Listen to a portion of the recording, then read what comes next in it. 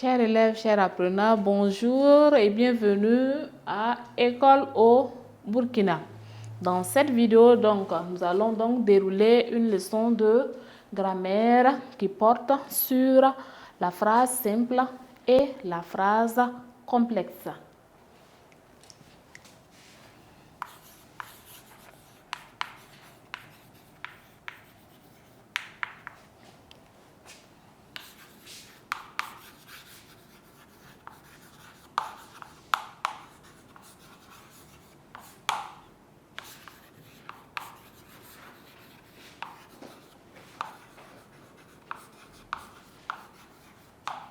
Bien, qu'est-ce que la phrase simple, qu'est-ce que la phrase complexe? Petit 1, la phrase simple. La phrase simple est donc une phrase qui comporte un seul verbe conjugué. C'est donc une proposition. Une proposition, c'est donc une unité grammaticale qui est construite autour d'un verbe appelé noyau. On peut avoir une phrase simple constituée de plusieurs autres phrases simples, qui peuvent être reliées entre elles, par des conjonctions de coordination. On parlera alors de propositions indépendantes. Je reviens. Donc, je disais que la phrase simple comporte un seul verbe conjugué et est considérée comme une proposition. Donc, une phrase simple est donc une proposition dite indépendante.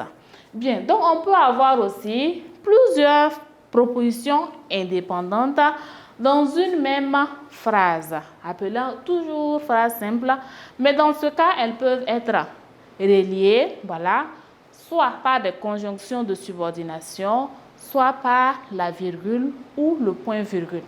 On parlera donc de propositions indépendantes,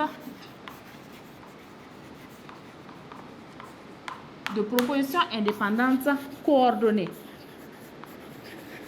Coordonnées quand on a deux phrases simples, qui sont reliées par une conjonction de coordination.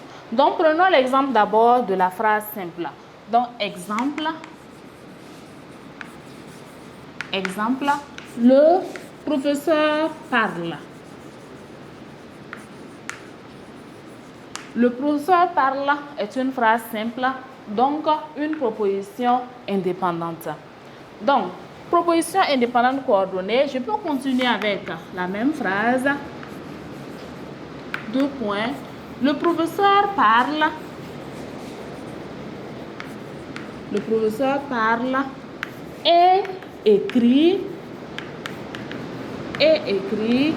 au tableau. Le professeur parle et écrit au tableau.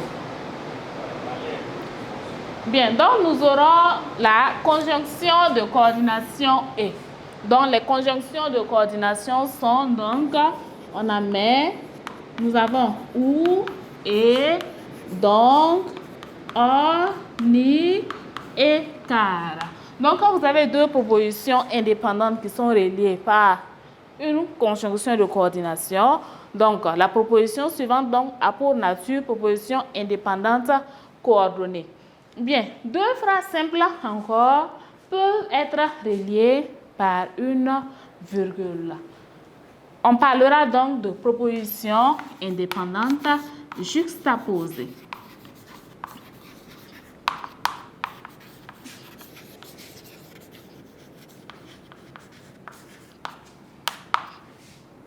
Propositions indépendantes juxtaposées. Exemple.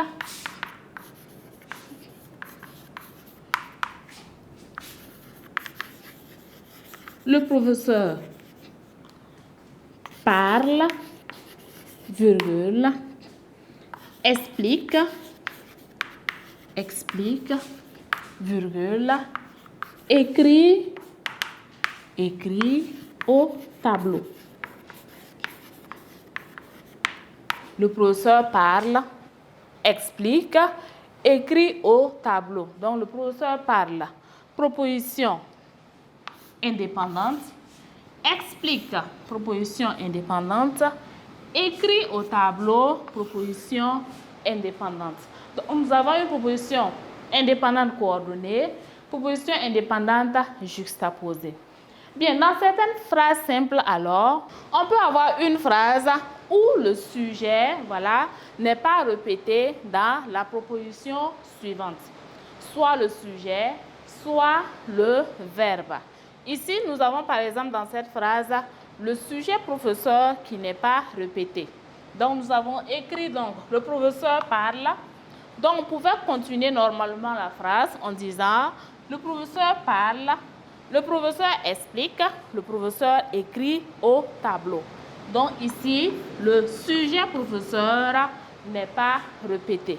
D'accord? Donc, on parlera donc de propositions indépendantes elliptiques. Donc, on peut avoir une proposition indépendante elliptique du sujet, comme ce que nous avons au tableau. Donc, en ce moment, on n'est plus, voilà, obligé de mentionner juxtaposé. Donc, elliptique du sujet. On peut avoir une proposition aussi indépendante elliptique du verbe. Donc, ici, nous allons ajouter elliptique du sujet ou du verbe. Exemple, le temps